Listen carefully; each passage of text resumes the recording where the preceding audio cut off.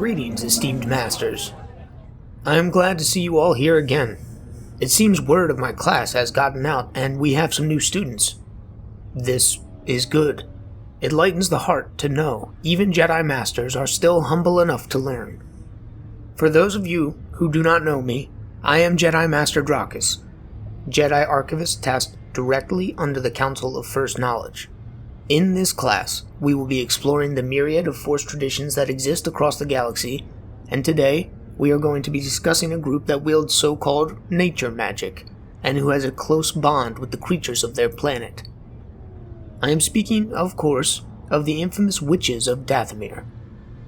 To understand the Witches, we must come to understand a bit about Dathomir, as the two are inextricably linked together. Dathomir is a temperate world, one where rolling forests, expansive desert, cresting seas, and frozen tundra alike have a home. It is a wild world, replete with a lush biosphere that has come to host life forms from across the galaxy, including creatures like the Rancor. Dathomir is located in the Outer Rim, in the Quelly sector, and it remained out of the way for most of its long history. The Archaeological Division, under the Council of First Knowledge, has been able to confirm Dathomir's mention in the historical record as far back as 3000 BBY. The world was a part of the collapsing, human-dominated Piscean Empire at the time, and the Piscean language is still spoken as the dominant language on the planet to this day. A group known as the Drakmar Warlords moved in as Pycea fell, and the world became a lawless place of anarchy for centuries, a haven for the likes of smugglers, pirates, and those who wished to disappear from the galaxy. The old Galactic Republic was using the planet as a prison by 600 BBY, but there was no real permanent settlement there. It was more a place to dump reprobates than it was a colony, a wild and untamed land that held the galaxy's unwanted. Thus, Jedi Knight Alia enters the picture. Alia was a powerful Jedi Knight, but unfortunately, she was reckless and far too eager for power. She dipped into the dark side and became a Dark Jedi before finding herself captured by the High Council. The Council, as always reverent of the sacred nature of life, refused to execute Alia.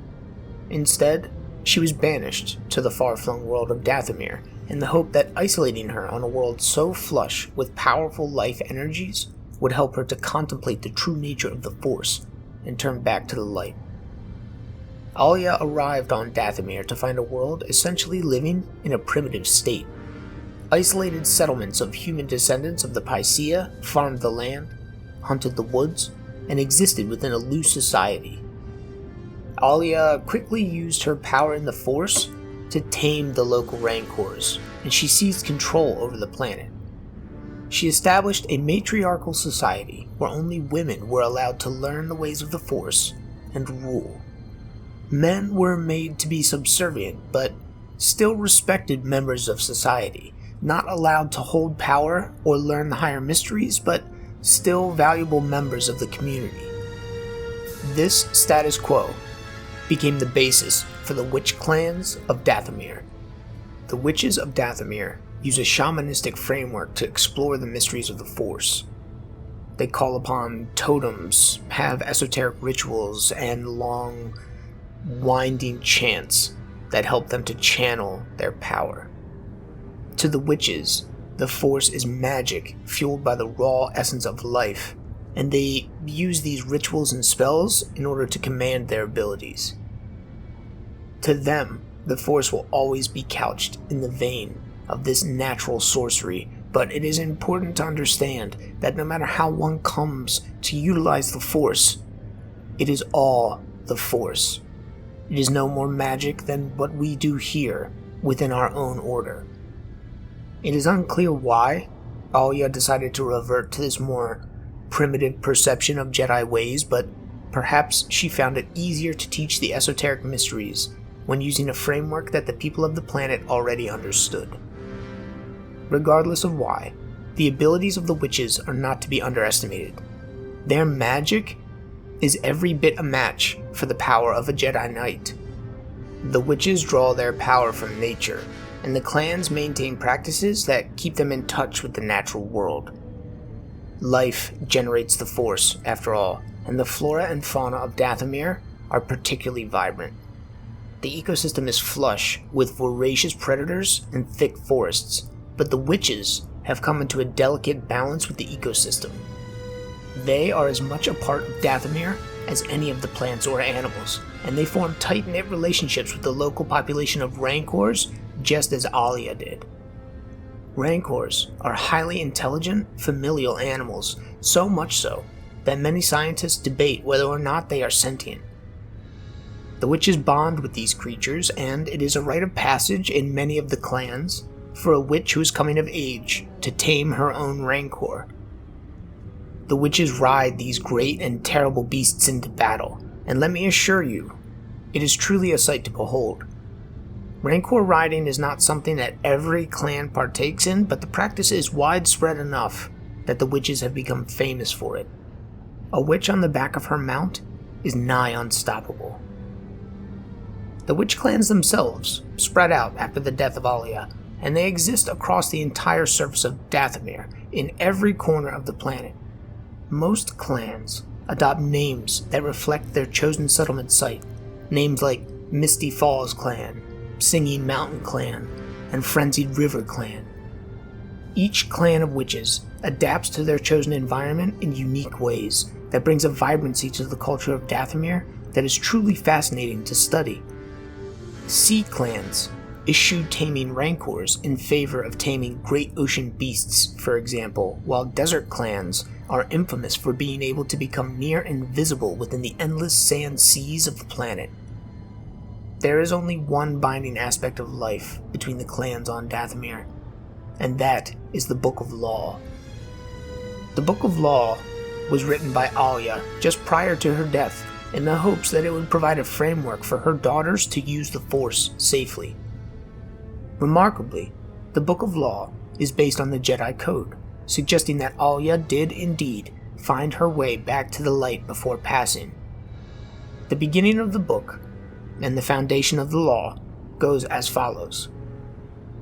Daughters of Alia, learn these words and learn them well, for they are the foundations that will increase your strength and keep you safe from harm. Those who suffer emotion will never enjoy peace. Those who choose ignorance will never know their own greatness. Those who yield to passion will fail to dominate. Those who fear death will never achieve pure power. Never forget that your magic must always be used wisely.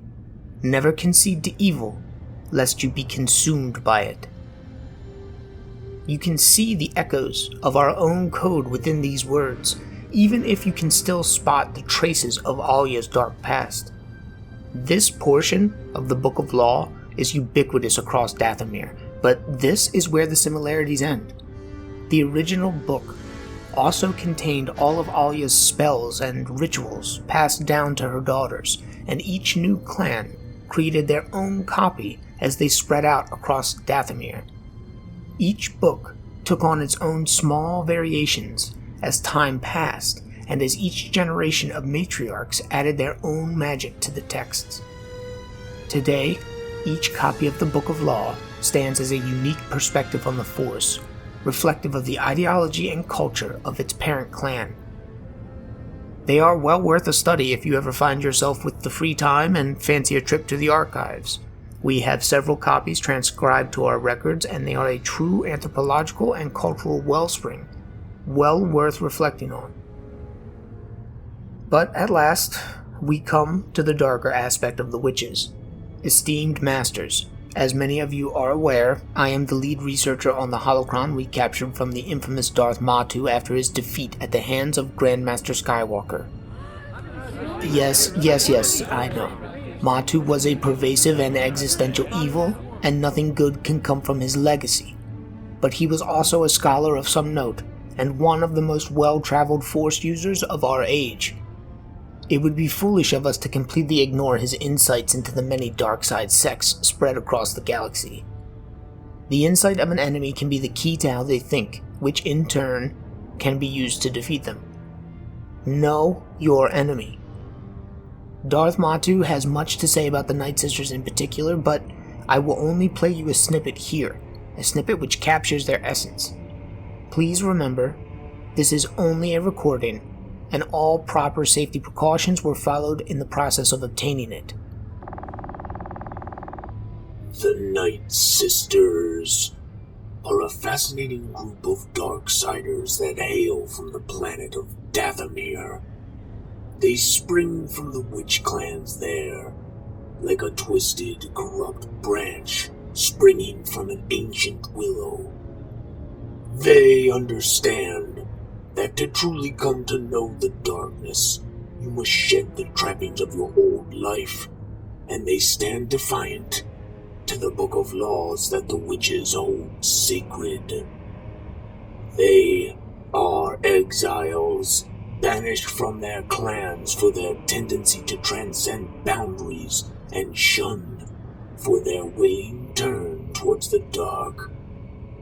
They were cast out, and within that same darkness they found one another. The Nightsisters are fierce warriors who command many strange and unique abilities. They jealously guard their secrets and outright refuse to share their knowledge with males. These dark side witches stand anathema to the rest of Dathomir, eternally warring against the other clans in an effort to conquer the planet. Now, as you all can hear, the Nightsisters are those witches who violate the Book of Law and turn towards the dark side.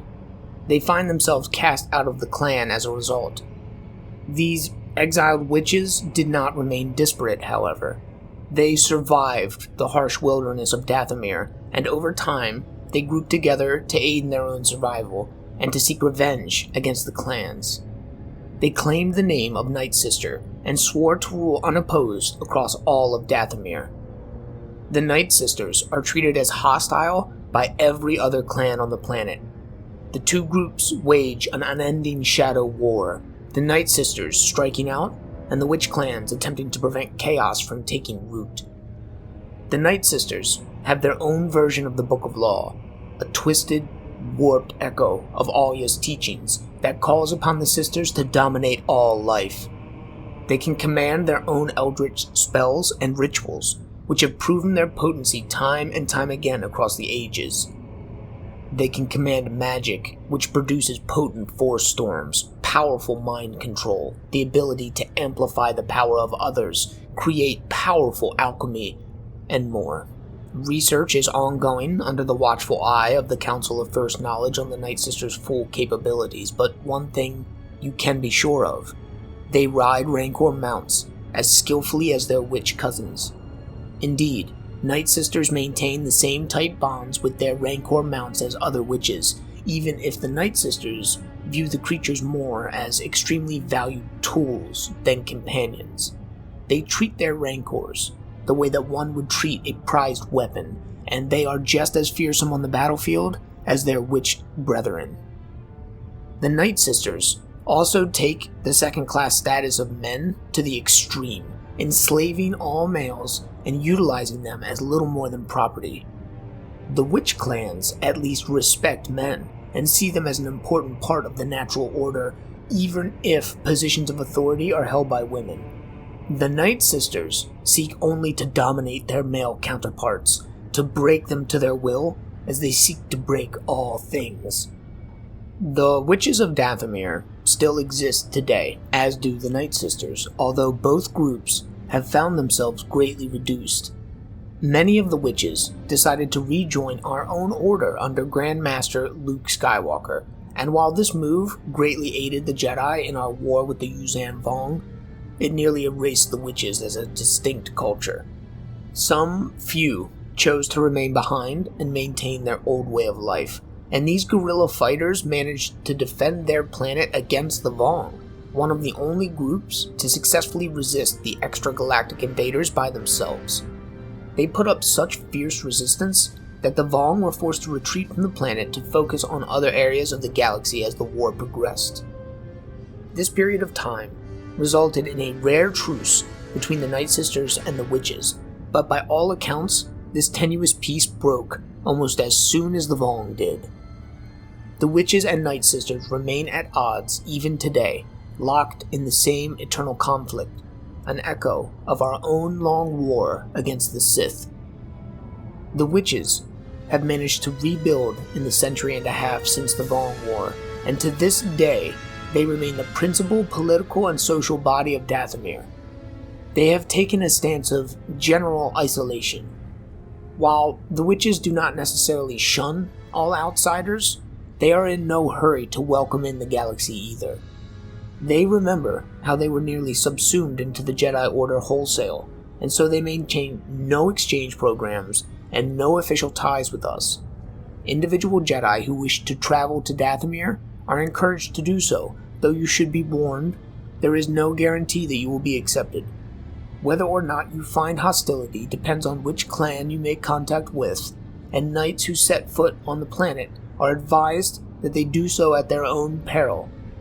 The Witches do tend to be reasonable, but the Nightsisters will surely treat you as an enemy, to say nothing of the aggressive biosphere of the planet. Travel with care, my friends, and, as always, trust in the will of the Force. That brings us to the end of our lesson for the day. I thank you all for joining me, and I am happy to answer any further questions one-on-one, should you have them. I hope to see you all at the next class. Take care of yourselves, my friends, and may the Force be with you all.